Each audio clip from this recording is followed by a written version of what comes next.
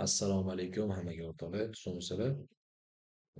Bugungi videoda sizlar bilan podrobniyroq, ya'ni C++ SMTga chuqurroq kirishga harakat qilamiz va aynan The Big Short Trade'da nimaga olingani, sababi va uni yo'lida qanaqa imkoniyatlar bo'lgani, ya'ni aynan mana shu 8% tushish jarayoni C++ SMTdan keyin boshlangani haqida gaplashamiz sizlar bilan. Xo'p, birinchi bo'lib kelinglar sizlarga chatni tushuntiraman. O'rtada NQ chap tarafda yes va o'ng tarafda YM ya'ni Dow Jones va bizni daily time frame'larimiz. E'tiboringlarni tepada hosil bo'lgan C boshqa SMT ga qarataman, ya'ni chizgan nuqtalarim va shu nuqtadan keyingina narx tepaga qarab, ya'ni pastga qarab yurishni boshladi. Va ikkinchi masala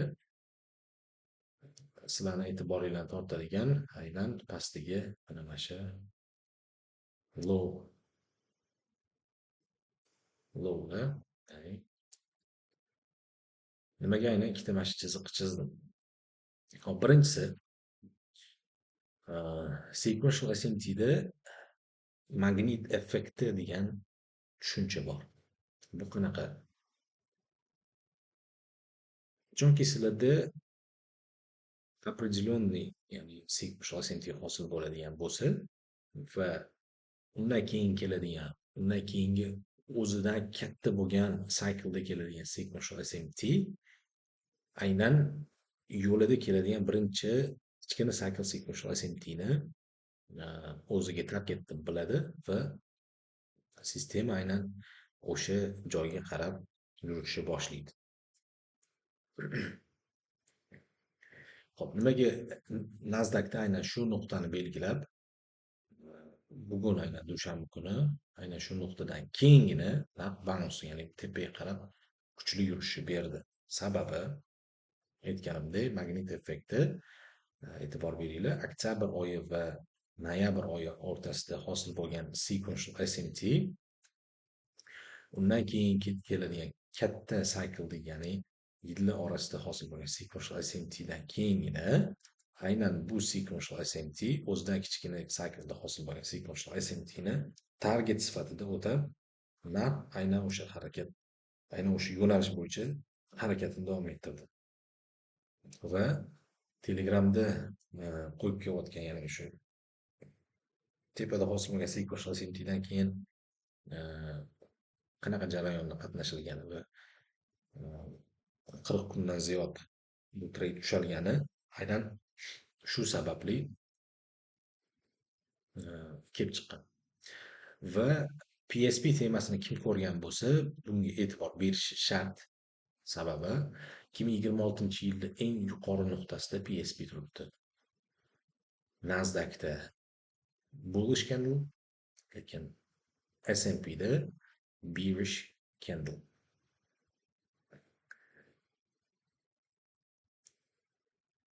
Endi bu faqat aynan mana shu daily time frame'da hosil bo'ladimi desanglar, yo'q. Bu har bitta siklda hosil bo'lishi kerak bo'lgan holat.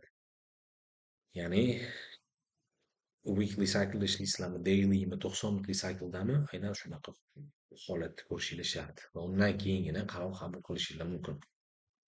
Hop, endi yanvardan beri Amerika Qo'shma Shtatlari juda ham ko'p, ya'ni ular tarafidan juda ham ko'p harakatlarni ko'rdik. Birinchisi, yilning boshidan beri Venesuela prezidentini qo'lga olinishi va bu orqali Venesuelani neftiga ega chiqishlik. Va keyingisi Meksikada hosil bo'lgan, ya'ni katta bir kartelni boshlig'ini o'ldirilishi va mana hozirgacha davom etayotgan Amerika, Isroil va Eron urushi. Mana shu hamma narsa o'rtoqlar, bu tasodif emas. Ya'ni sequential SMTdan keyingina, PSPdan keyingina o'zini yo'nalishini o'zgartirgan. To PSP bo'lmagunicha e'tibor bersanglar, mana bu o'zida ham bizda sequential SMT bor edi, lekin e'tibor beringlar, mana aynan shu nuqtada 13-yanvarda bizda PSP bormi? Yo'q.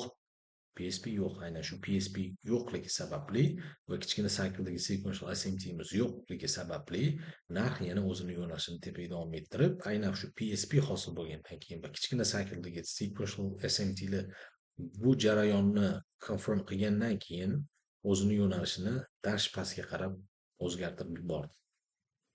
Endi Twitterda kim kuzatadigan bo'lsa, 20 yanvarda post qoldirganman. Ya'ni bu marketdagi tushish, aynan tushish deb mana shu jarayonni aytganman.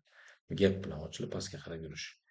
Bu tushish bizda aysbergning bir uchi sifatida olingan va DXY va index futures orasida bir xil yo'nalishda harakat qilinishi marketda yaxshi holatda emasligidan dalolat. Mana shu narsani har doim esinglarda tutinglar. DXY va index futureslar bir xil yo'nalishda yurishi bu yaxshi holatda emasligidan dalolat beradi. Endi qaranglar, DXY qo'yamiz. DXY qo'yadigan bo'lsak, Xo'p, 15 yanvardan 20 yanvargacha DXY 21 yanvargacha, ya'ni почти bir hafta davomida DXY bilan bir xil yo'nalishda harakat qilgan indeks market va bu yaxshi holatda emasligidan dalolat. Tushunyapsizlar, mana shu holatda. Hop. Va aynan o'shandan keyingina 21 yanvardan keyin indeks futures tepaga qarab harakatini davom ettirdi va DXY o'zini yo'nalishida, ya'ni pastga qarab yurishni boshladi. Aynan shu holat narxi, ya'ni yaxshi holatga o'tganidan dalolat beradi. Va DXY tepaga qarab yurgandan keyin indeks futures pastga qarab yurishni boshladi. Tushunyapsizlar? Va bu holat aynan shu PSP candle hosil bo'lgandan keyingina o'zini ya'ni holatiga qaytgan. Va narx pastga qarab yurishni davom ettirdi. Endi kichkina time frame ga o'tadigan bo'lsak, yana bitta eslatma. Daily time frame PSP ko'rganingizdan keyin aynan o'shaning ichida daily cycle sequential SMT ko'rasizlar. Va keyingi kun expansion bo'lishidan dalolat beradi bu narsa. Har doim mana shuni esingizda tutinglar, backtest ko'ringlar. Xo'p.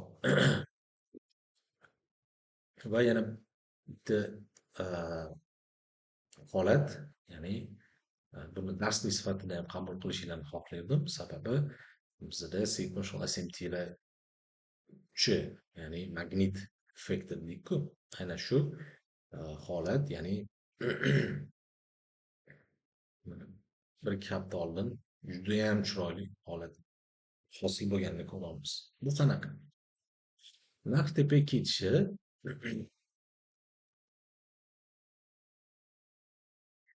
narxi tepaga yurishi o'zini sababi bor. Va har doim aytamiz, sequential SMT bo'lmaguncha narx o'zgarmaydi deb. Nimaga tepaga qarab yurdi? Sababi, birinchi sabab bizda monthly cycle sequential SMT'miz bor. 3 va 4 hafta orasida ES va NQ buni 3 haftani lowini yecha olmasligi, lekin Dow Jonesga qaraydigan bo'lsak, buni aksini ko'rib turibmiz. Bitta time frame pastga tushsak, biz weekly cycle sequential SMT'ni ko'ramiz. Ya'ni dushanba kuni lowini ES yetishi, lekin NQ va YM buni qilolmasligi. Va narxi tepaga qarab olib chiqishini ko'ramiz. Payshanba kunga kelib narx kuchli pastga tashladi. Trade olingan kanalda bor. Buni sababi aytganimizdek, sequential SMT bo'lmaguncha narx harakatini o'zgartirmaydi deb. Chorshanba va payshanba kunlari orasida bizda sequential SMT holatini ko'rib turibmiz. Ya'ni S&P va Nasdaq ololmasligi, lekin Dow Jones buni aksini, ya'ni payshanba kunidan yuqorilab, chorshanba kuni xayrdan yuqorilab, payshanba kuni va pastga qarab kuchli tushishi boshlanishini ko'ramiz. Va bu narsa bizada daily time frame'da belgilagan o'sha nuqtamizga kelib berishini va aynan o'sha nuqtadan keyin dars tepaga qarab yurayotganini ko'rib turibmiz hozir. Hop.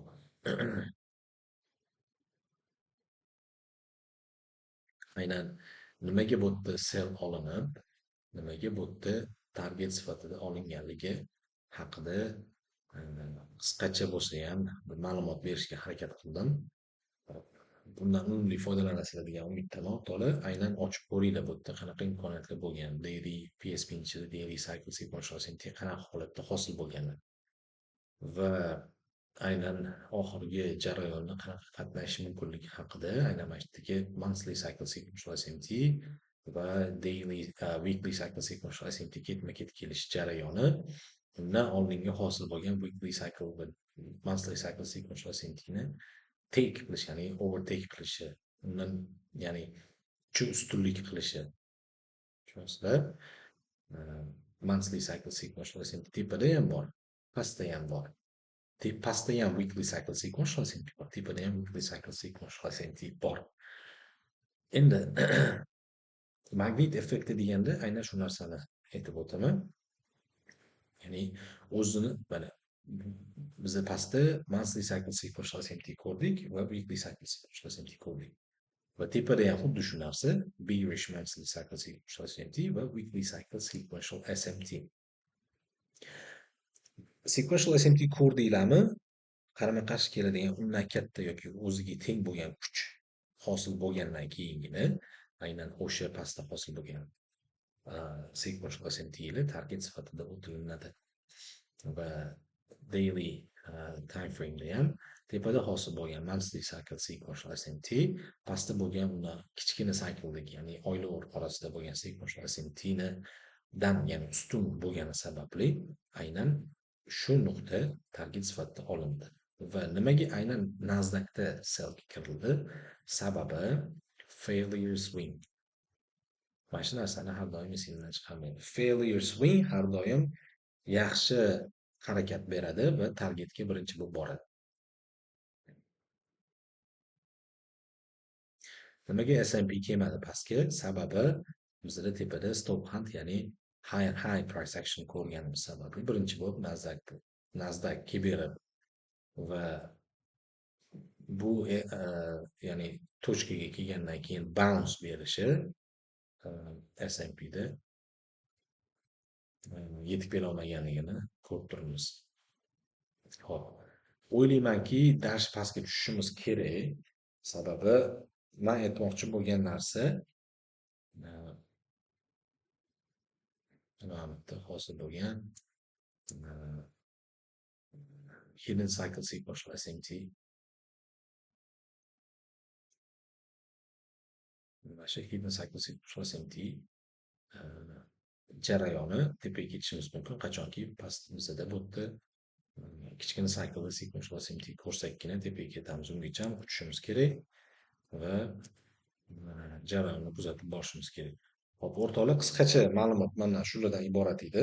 Ya'ni the big short trade qanaqa olingani, nimaga sababli olingani, texnik jihatdan va politik jihatdan, siyosiy jihatdan nimalarga e'tibor berilgani haqida tushuntira oldim deb o'ylayman. Hop, savolinglar bo'lsa bemalol kommentda yoki Telegram bot orqali bog'lansanglar bo'ladi. Xudo xohlasa qo'ldan kelgancha harakat qilaman tushuntirishga. Sizlardan faqat qo'llab-quvvatlasanglar, like, komment va podpisatsiyani bosib qo'ysanglar kifoya. Hop, o'rtoqlar, salomat bo'linglar.